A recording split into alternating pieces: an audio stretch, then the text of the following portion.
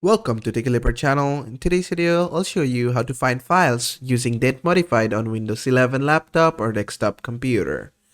Now, at first, just go ahead and open up your File Explorer. Then from here, just go to the folder which contains your required files.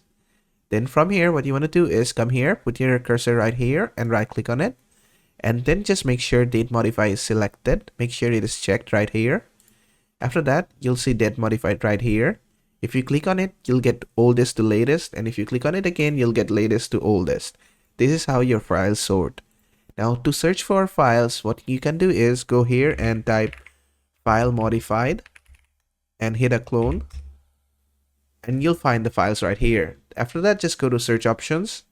From here, go to date modified, and you can search files which are modified today, yesterday, this week, last week, this month, last month, this year, last year. You can search however you want. Then you can just close this. And basically that is how to find files using Date Modified in Windows 11 laptop or desktop computer. I hope this video was helpful. If it was, please give it a thumbs up and don't forget to subscribe.